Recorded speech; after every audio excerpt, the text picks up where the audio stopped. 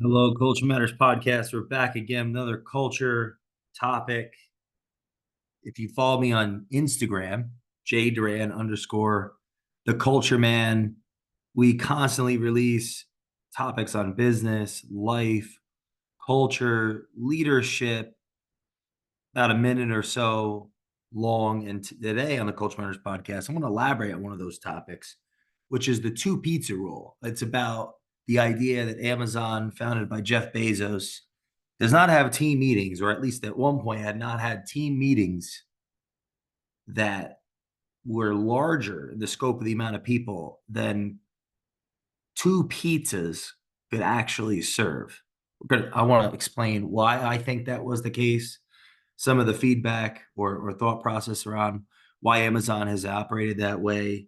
And one of my favorite historical examples of performance and systems and training and process and just a extremely powerful culture.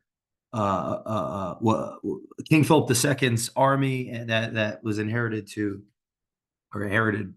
by Alexander the Great. I think there's some parallels that we could draw, or maybe some value there when it relates to breaking large groups of people into very small groups of people, and how efficient, effective that could be for performance.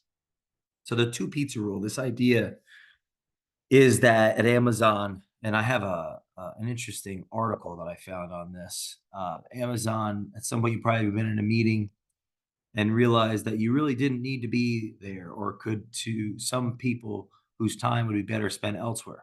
For leadership, there's also monetary reasons for keeping meetings small. If meetings include people who really don't need to be there, the company's paying them to do something that isn't moving the company forward. That's one of the reasons. It says that the two pizza rule, well, essentially states that any meeting, Amazon shouldn't include more people than two pizzas could feed. Now, of course, based on hunger level of those, I did some research, and that's like between 5 and 8 people. Now, why would that be something valuable? Well, if you think about how Amazon actually was growing, how consistently it was growing, I couldn't imagine Amazon growing at the rate that it was growing, and the speed and the rate that it was growing, not having profits for so long. It couldn't afford to become bureaucratic. It couldn't afford to become political. It couldn't afford to not have the speed of trust, couldn't afford not to get things done, because it would have just went out of business. Because when Jeff was growing the company, his main prerogative was to invest into the future, and to do that, showing not negative profits, is to tell a powerful enough story about what the future could bring to investors, and then demonstrate growth, consistent growth, so that those investors had some level of results to back up that crazy vision of the future.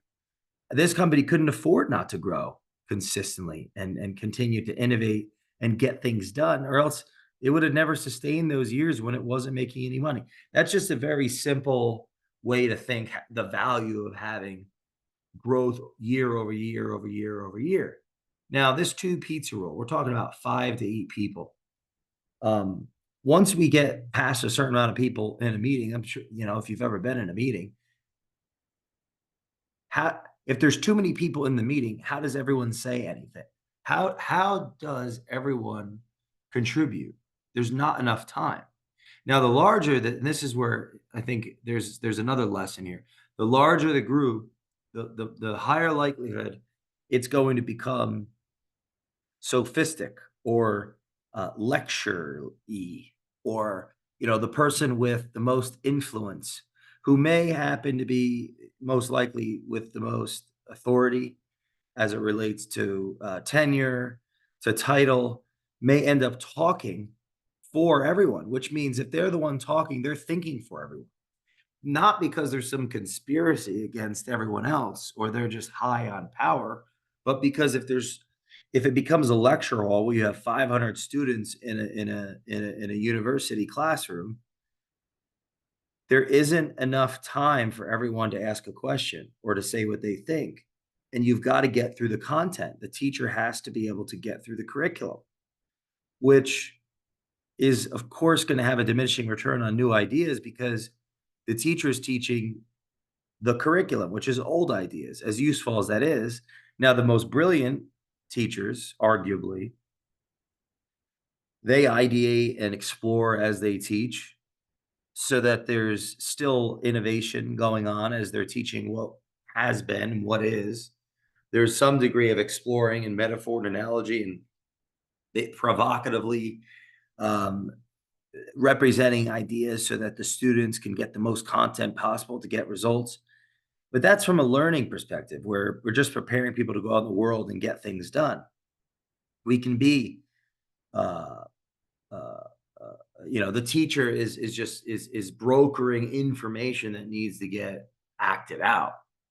They're not necessarily reinventing the information and innovating the information. And that's for that to happen, the exponential growth curve of that, other people's thoughts coming into the matter is going to have a big influence over innovating, over creating, over unlearning. And so I think one thing I can draw from the two pizza rule is that the smaller the team is, the less likelihood that one person is going to be speaking for everyone and in turn thinking for everyone. Uh, that doesn't mean that can't happen, but there's a less likelihood. We're talking about 5 to 8 people or 6 people or 7 people in a meeting. Not only is everyone there likely contributing something because it's not too many people that aren't necessarily, don't need to be in the meeting. Like there's enough people that if you have an hour meeting and there's 6 people in there and each person has 10 minutes to talk, it doesn't take crazy amount of math to figure out, okay, that might be a bit more effective from a get things done standpoint. Keep the meeting small. I want to use another historical example, and that's a 32,000 person army Alexander the Great inherited after King Philip II um, passed away abruptly. So the smallest unit in Alexander the Great's army was likely a taxarchia. I don't know if I'm pronouncing that correctly, which consisted of about 1,000 men within the phalanx infantry, making it the smallest standard unit in his army. But this is the thing, that even that taxarchia was broken down into a decas, or file. As the name implies, the decas had once consisted of 10 men, but at some point long before the reign of Alexander, it had been expanded to 16. Of these 16 men, 12 were rank and file, with the other 4 being of superior status. So think about that. When a decus or file was 10, that line's closer to that 5 to 8 two pizza rule. And just an interesting comparison considering the Alexander the Great's army, or King Philip's original army that then Alexander inherited and adapted. This is Alexander was born in 356 BC, passed away in 323 BC, I think. That is a long time before Amazon. And, the decus or file had 10 men, but then, yeah, okay, it expanded to 16. So you're talking about 16, but there's 4 that were of superior status. So 4 goes into 16 4 times. So even that, there's a superior status or someone of a higher rank. Now you think mathematically, for every 4, there's one of those, or sorry, for every 3, there's one of those that makes up 4. Yeah, for every 3, because 12, and then there's 4 of them. Yeah, of these 16 men, 12 were rank and file, with the other 4 being of superior status. Yeah, so every 3, there's one superior. That's closer to the pizza roll, that 5 to 8, the two pizza roll rather. Now, is that just a coincidence, or is there something deeper here to human nature? I think it's the latter. I think there's something deeper here into human nature. So, um, Yeah, I could keep going on Alexander's army. There's so much good literature that actually breaks down. There's a book that I wish I could cite right now, but it's not coming to my mind. But it's about Alexander's army, and actually it breaks down all of the different types of soldiers and the weaponry they used and the amount of soldiers in each uh, portion. I'm going to have to do a whole podcast just on that because it's worth studying from a culture standpoint, from an organizational standpoint, systems, process, training, and the story is pretty profound. But what could what could we derive from this two pizza rule? My guess is you've been in a team meeting that stunk. Was it boring because no one knew why they were there and things didn't seem to be getting done? And it's the same conversation we heard last week. No one asked you what you thought. The things that you wanted to say, you couldn't, or didn't feel like it was appropriate, or you weren't asked to share what you thought, and you heard this before, or it's painful. You're being what it feels like attacked, or others a scolding, top down. This is what we should do and why we should do it, and think this and don't do that, and there's only so many of those types of meetings one can be in before they become just completely ineffective. But the idea here is the two pizza rule, that the less people that were in the meeting, the more likely things were actually going to get done. And I want to talk about the speed of trust, because trust is actually developed.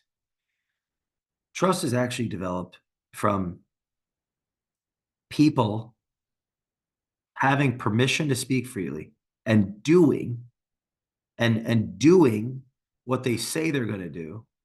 And the people with authority and influence and the title in the group, they create trust by how they accept information, how they inquire for information, how clear they are with what their aims and their desires are. And like the trust in a group is going to break down when the leader is not, well, if the leader is a hypocrite, there is not going to be trust.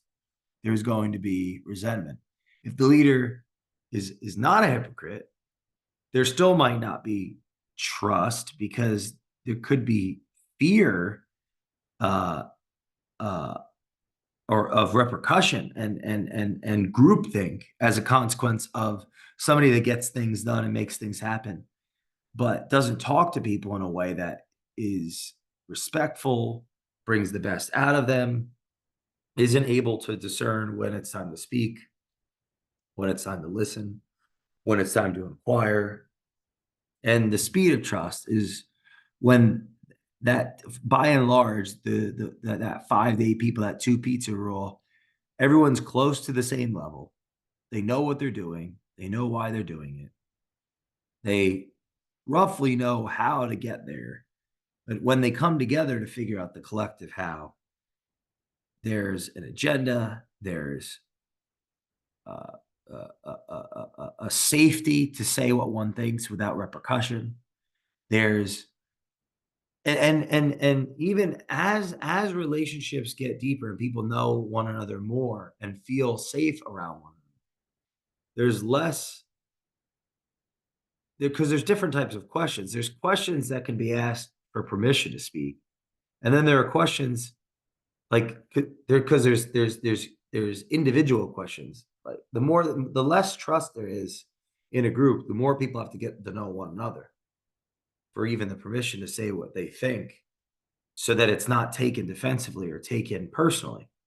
When that defense and that taken personally isn't manifesting from the person that is the positional leader, that creates a safety where the problems can be discussed and the things can be discussed, the places, the people, places, things, the places and the things can be discussed, and it's not just digressing on people and becoming a political conversation where the team is eating themselves versus cooperating together to compete in the marketplace, to work in the best interests of the organization. The large group size can have an influence over this. Now, just having a smaller group doesn't necessarily mean we're going to have the talent, the experience, and the leadership to make that group effective, to be very clear.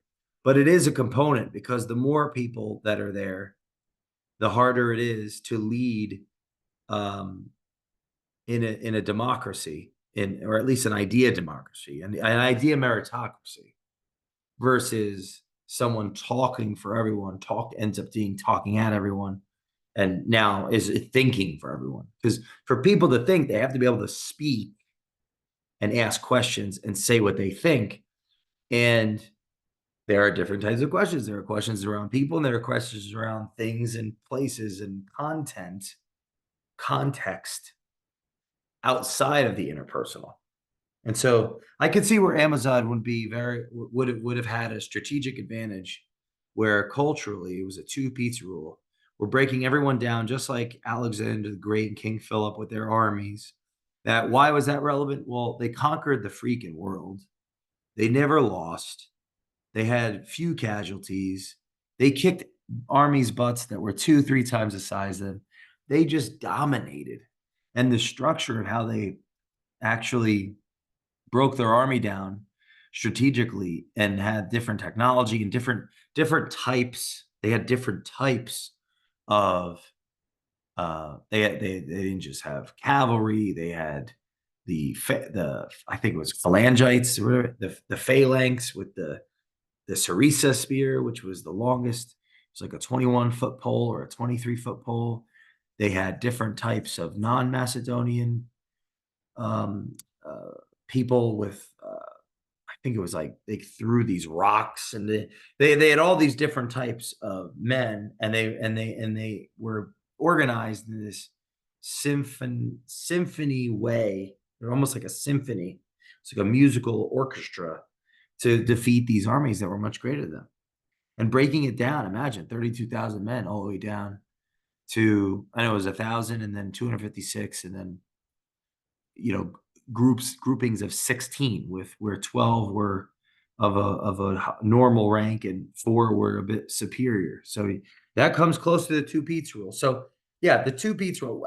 If you're really thinking about building a team and getting things done, I would challenge you to consider how many people you actually have in a meeting.